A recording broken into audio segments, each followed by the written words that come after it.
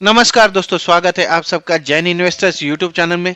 दोस्तों, आज हम जिस कंपनी की बात करने वाले हैं वो कंपनी जो है वो भारत में नंबर 1 कोयला पिच की निर्माता है और भारत में उन्नत कार्बन सामग्री बनाने वाली इकलौती कंपनी है। दोस्तों, इस कंपनी के स्टॉक ने पिछले एक साल में जबरदस्त रिटर्न दिया है और अपने शेयर होल्डर्स के पैसों को 136% से बढ़ा दिया है। दोस्तों आज हम जो कंपनी देखने वाले हैं वो है हिमाद्री स्पेशलिटी केमिकल्स कंपनी का शेयर, और इसके बारे में हम सारी जानकारी आज जानने वाले हैं, इसका फुल एनालिसिस करने वाले हैं। अगर देखें तो हम आज कवर करेंगे सबसे पहले बिजनेस ओवरव्यू, उसके साथ साथ स्टॉक का परफॉर्मेंस हम देख चुके हैं, प्रोडक्ट और टारगेट इंडस्ट्रीज के बारे में हम बात करेंगे, इसके साथ साथ फाइनेंशियल ओवरव्यू और उसके अंतर्गत क्वार्टरली और ईयरली रिजल्ट्स के बारे में बात करेंगे, कंपनी के पॉजिटिव पॉइंट्स और निगेटिव पॉइंट्स के बारे में बात करेंगे, की फैक्टर्स पर नजर डालेंगे, कैपेक्स के बारे में बात करेंगे, फ्यूचर प्लान्स के बारे में बात करेंगे और देखेंगे कंपनी के शेयर की टारगेट प्राइस कहां पर सेट हो रही है। तो आइए शुरू करते हैं आज का वीडियो और इस कंपनी के बिजनेस ओवरव्यू पर सबसे पहले नजर डालेंगे। दोस्तों, अगर देखें तो हिमाद्री स्पेशलिटी केमिकल लिमिटेड जो है वो 1987 में स्थापित की गई थी। इसका मुख्यालय कोलकाता पश्चिम बंगाल में है। ये कंपनी एक अग्रणी कार्बन निगम है और मुख्य रूप से कार्बन सामग्री और रसायनों के निर्माण में लगी हुई है। ये भारत में नंबर 1 कोयला पिच निर्माता है और भारत में उन्नत कार्बन सामग्री बनाने वाली इकलौती एकमात्र कंपनी है। दोस्तों, ये कंपनी भारत में नेफ्थलीन और एसएनएफ की भी सबसे बड़ी निर्माता कंपनी है और चीन में कंपनी ने अंतर्राष्ट्रीय विशेषज्ञों के साथ एक मजबूत और अनुभवी आर&डी टीम भी विकसित की है।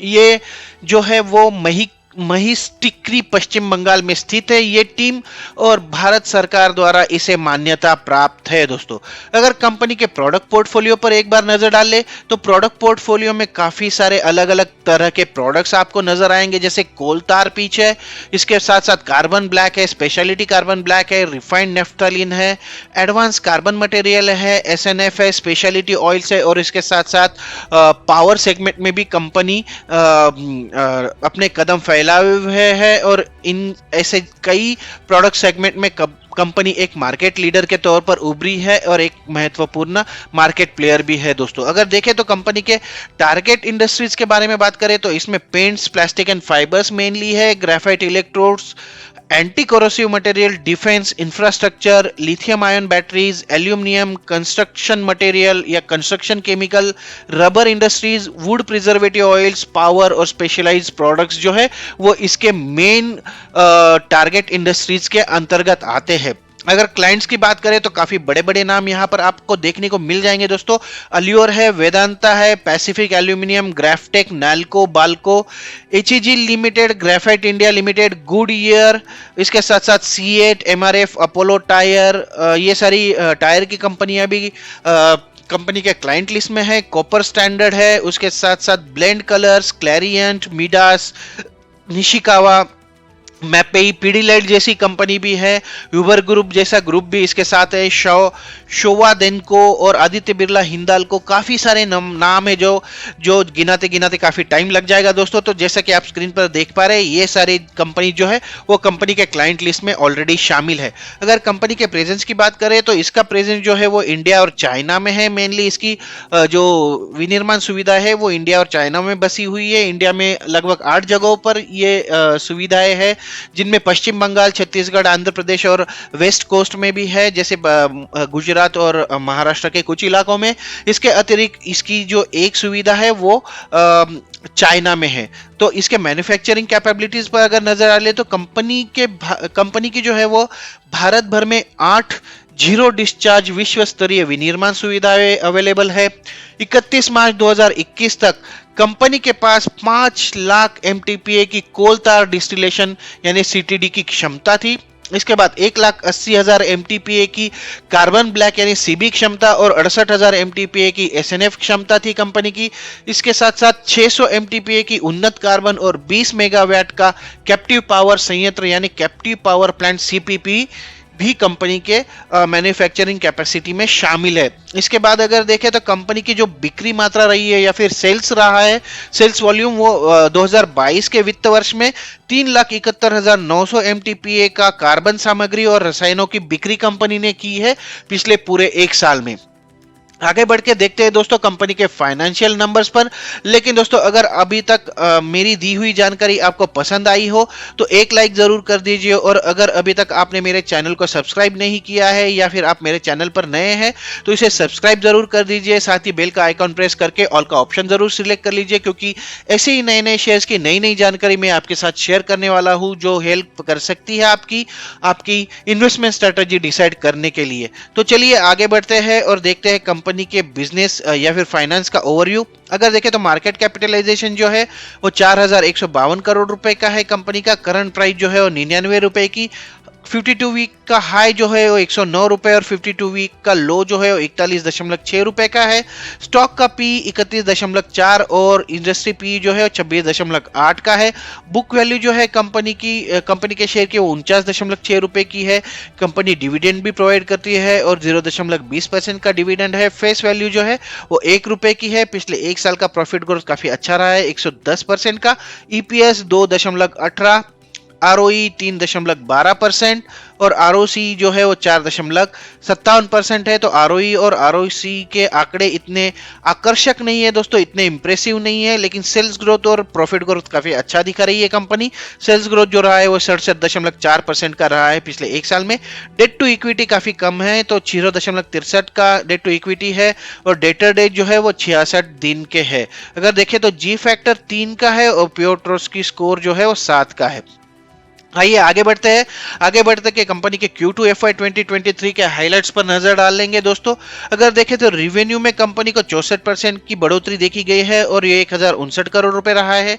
इबिडा 177% बढ़कर 95 करोड़ रुपए। पीबीटी जो है वो 348% बढ़कर 66 करोड़ रुपए और नेट डेट में काफी कमी आई है और ये 0.36 गुना रह चुका है अब कंपनी का। आइए आगे बढ़ते हैं और इसको डिटेल में देख लेते हैं। अगर देखें तो Q2 FY 2022 में जहां कंपनी का टोटल रेवेन्यू 645 करोड़ रुपए का था, वो Q2 FY 2023 में 1,059 करोड़ रुपए का हो चुका है। तो पिछले साल के मुकाबले इसमें लगभग 64% की बढ़ोतरी देखी गई है। अगर पिछले तिमाही के मुकाबले देखें तो Q1 FY 2023 के मुकाबले जहां पर 1,047 करोड़ रुपए का कंपनी का रेवेन्यू था, वो 1,059 करोड़ रुपए रहा है और 1.2% की इसमें बढ़ोतरी देखी गई है। अगर Q2 FY 2022 की बात करें तो 34 करोड़ रुपए से इसका इबिडा जो बढ़कर हो चुका है 95 करोड़, जिसमें 177% तक की वृद्धि देखी गई है। और पिछली तिमाही के मुकाबले जो 85 करोड़ रुपए के मुकाबले 95 करोड़, इसमें भी लगभग 12.5% की वृद्धि देखी गई है। पीबीटी प्रॉफिट बिफोर टैक्स की अगर बात करें तो पिछली साल की सेम तिमाही में ये था 15 करोड़ रुपए, जो अब 4 गुना से भी ज्यादा हो चुका है, 66 करोड़ रुपए हो चुका है, जिसमें 348% की वृद्धि देखी गई है, बढ़ोतरी देखी गई है। लेकिन पिछले तिमाही के मुकाबले 48 करोड़ रुपए जो था उसके मुकाबले 66 करोड़ रुपए रहा है और इसमें लगभग 36% की बढ़ोतरी देखी गई है कंपनी के क्वार्टरली रिजल्ट्स पर। आगे बढ़ के देखते हैं दोस्तों कंपनी के ईयरली रिजल्ट्स। अगर नेट रेवेन्यू की बात करें तो काफी शानदार नंबर यहां पर नजर आ रहा है। नेट रेवेन्यू जो है वो लगभग 2791 करोड़ रुपए हो चुका है, जो प्री कोरोना लेवल से भी ऊपर जा चुका है। अगर देखें तो प्री कोरोना लेवल या फिर पिछले 5 सालों में हाईएस्ट रेवेन्यू जो रहा था वो 2377 करोड़ रुपए रहा था 2018-19 के वित्त वर्ष में, जो उसको भी अभी कंपनी ने सरपास कर दिया है और 2791 करोड़ रुपए का रेवेन्यू दर्ज किया है 2021-22 के पूरे साल में। इबिडा की बात करें तो इबिडा में कमी जरूर देखी गई है और ये सिर्फ 162 करोड़ रुपए रहा है अगर देखें, लेकिन पिछले साल के मुकाबले इसमें भी बढ़ोतरी देखी गई है। साथ ही साथ पैट की अगर बात करें तो पिछले साल 47 करोड़ रुपए का पैट रहा था कंपनी का, जो अब हो चुका है 65 करोड़ रुपए। तो इसमें भी थोड़ी बहुत बढ़ोतरी जरूर देखी गई है, लेकिन अभी तक ये प्री कोरोना लेवल तक नहीं पहुंचा है, जहां पर काफी अच्छा प्रॉफिट आफ्टर टैक्स रहा था। और नेट डेट की बात करें तो नेट डेबिट में काफी कमी आई है, जो कि एक पॉजिटिव संकेत माना जाएगा। 315 करोड़ रुपए अब टोटल नेट डेट रहा है कंपनी का। आइए आगे बढ़ते हैं। आगे बढ़कर रेवेन्यू ब्रेकअप पर एक बार नजर डालें। अगर देखें तो कार्बन सामग्री और रसायन की तरफ से कंपनी को 99% का रेवेन्यू जनरेट होता है, और बाकी बचा हुआ 1% जो है वो पावर सेगमेंट से आता है। शेष दुनिया से कंपनी सिर्फ 14% का रेवेन्यू जनरेट करती है, और भारत से कंपनी का लगभग 86% का रेवेन्यू जनरेट होता है। दोस्तों आगे बढ़ के अगर देखें तो शेयर होल्डिंग पैटर्न की भी बात कर लेंगे। कंपनी पब्लिक की जो शेयर होल्डिंग है कंपनी में वो 52.63% की है, लेकिन प्रमोटर्स की 45.39% की है। अगर देखें तो फॉरेन इन्वेस्टर्स की लगभग 2% की इसमें शेयर होल्डिंग है, जो पिछले एक साल में काफी बढ़ोतरी देखी गई है। आइए आगे बढ़ते हैं। आगे बढ़ के इसके पॉजिटिव पॉइंट्स पर जरूर हम नजर डालेंगे। अगर पॉजिटिव पॉइंट्स की बात कर ले तो सबसे पहला पॉइंट यहां पर आता है दोस्तों, कंपनी को अच्छी तिमाही देने की उम्मीद है। ये तिमाही जो है कंपनी का प्रॉफिट, कंपनी के रिजल्ट जो है वो काफी अच्छे आने की उम्मीद जताई जा रही है दोस्तों। इसके साथ साथ कंपनी की जो कार्यशील पूंजी है, कार्यशील पूंजी जो है वो यहाँ पर उसकी आवश्यकता जो है 96.4 दिनों से घटकर 62.6 दिन हो चुकी है। तो ये भी एक काफी अच्छा पॉजिटिव पॉइंट निकल कर सामने आ रहा है। इसके साथ साथ अगर नेगेटिव पॉइंट्स की बात कर ले तो कंपनी का आरओई काफी कम रहा है। पिछले 3 साल का आरओई सिर्फ 5.87% है, जो इंडस्ट्री स्टैंडर्ड्स के हिसाब से बिल्कुल भी नहीं है दोस्तों। इसके साथ साथ अगर देखें तो कंपनी लाभांश तो दे रही है या फिर डिविडेंड तो दे रही है, लेकिन पिछले 3 वर्षों का जो इसका डिविडेंड पे आउट है वो मुनाफे या फिर प्रॉफिट का सिर्फ 12.6% का है। तो ये काफी निगेटिव पॉइंट यहाँ पर उभर कर सामने आ रहा है। 3 साल में कंपनी के प्रमोटर्स की होल्डिंग जरूर घटी है 3.5% से, लेकिन हाँ 3 साल में 3-3.5% का आंकड़ा इतना बड़ा नहीं माना जाएगा, लेकिन फिर भी ये एक निगेटिव पॉइंट हमारे जहन में आ रहा है दोस्तों। आइए आगे बढ़ते हैं। आगे बढ़ते के उन की फैक्टर्स पर नजर डाल लेते हैं दोस्तों, जो आगे जाके जिनके बेसिस पर आगे जाके कंपनी के शेयर की टारगेट प्राइस डिसाइड होती है या फिर उसका फ्यूचर डिसाइड होता है दोस्तों। अगर देखें तो सबसे पहले हम देखने वाले हैं कैपेक्स के बारे में। अगर देखें तो FY 2022 पिछले पूरे वित्त वर्ष के दौरान कंपनी ने कुल अचल संपत्तियों के अलावा 2316 लाख रुपए का पूंजीगत व्यय किया है, यानी कि कैपेक्स में इसने इन्वेस्टमेंट किया है, जिसमें पूंजी कार्य प्रगति पर जो है और आगे जो उन्होंने प्लान किया है ये सारी पूंजी इसमें शामिल है दोस्तों। और इसके साथ साथ अगर कंपनी के फ्यूचर प्लान्स की बात कर ले तो फ्यूचर में किस चीज पर कंपनी फोकस करने वाली है, तो कंपनी अब लिथियम आयन बैटरी के लिए कच्चा माल बनाने पर ध्यान केंद्रित करने वाली है, फोकस करने वाली है दोस्तों। क्योंकि आने वाला युग जो है दोस्तों वो इलेक्ट्रिक व्हीकल्स का है, और इलेक्ट्रिक व्हीकल्स का सबसे इंपॉर्टेंट अगर फैक्टर है तो लिथियम आयन बैटरी है। इसकी कैपेसिटी जितनी ज्यादा रहेगी उतनी इलेक्ट्रिक जो व्हीकल है उसकी कैपेसिटी ज्यादा रहेगी। तो उसके साथ जुड़े हुए जो भी सेगमेंट है उसमें कंपनी एक मजबूत पोर्टफोलियो बनाना चाहती है, और आगे जाकर कंपनी इस पर अपना पूरा फोकस कर रही है दोस्तों। आइए आगे बढ़ते हैं और कंपनी के शेयर की टारगेट प्राइस के बारे में बात करेंगे। अभी तक हमने कंपनी के परफॉर्मेंस के बारे में जाना, उसके पास परफॉर्मेंस के साथ साथ उसके बिजनेस के बारे में बात किया, उसके कैपेक्स फ्यूचर प्लान्स के बारे में बात किया। तो ये तो नजर आ रहा है दोस्तों कि कंपनी अपने पैर पसारने की काफी अच्छी कोशिश कर रही है, और उसमें कंपनी कुछ प्लान्स भी रेडी कर रही है। लेकिन अगर देखें तो पिछले कुछ समय से कंपनी का जो रिटर्न ऑन इक्विटी है वो काफी कम रहा है। इसके साथ साथ कंपनी जो है वो काफी मतलब उसका परफॉर्मेंस इतना इंडस्ट्री के अनुरूप नहीं रहा है। तो कंपनी को कुछ एग्रेसिव प्लान जरूर बनाने होंगे। अगर देखें तो पिछले 2 सालों में कंपनी के शेयर का जो रिटर्न रहा है वो काफी शानदार रहा है। कंपनी लगातार अपने बिजनेस को बढ़ाने पर भी फोकस कर रही है। इंडिया के अलावा ये चीन जैसे देशों में भी कारोबार करती है, लेकिन कंपनी का रिवेन्यू जो है वो इंडिया सेंट्रिक है। लगभग 86% का रिवेन्यू सिर्फ इंडिया से आता है।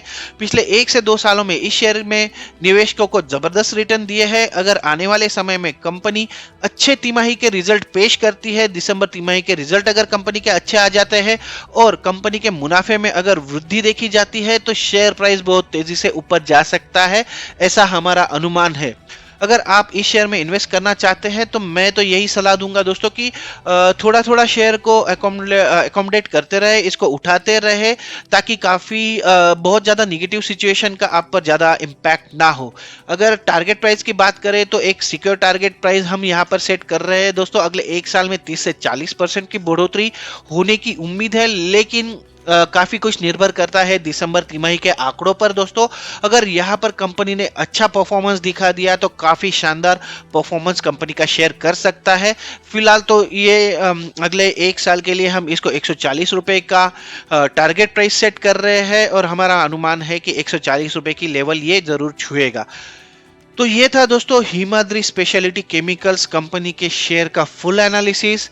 आशा करता हूँ कि आपको ये वीडियो पसंद आएगा और आप इसको लाइक ज़रूर कर दीजिए। इसके साथ साथ मेरे चैनल को सब्सक्राइब ज़रूर कीजिए। अगर आपके मन में इसके रिलेटेड कोई क्वेश्चन है, सवाल है, तो ज़रूर मुझसे पूछिए, मैं आपके सवालों के जवाब देने की ज़रूर कोशिश करूँगा। तो आज के वीडियो में यही रुकता हूँ दोस्तों, मिलते हैं अगले वीडियो में एक नए शेयर के साथ, एक नई जानकारी के साथ। तब तक के लिए नमस्कार।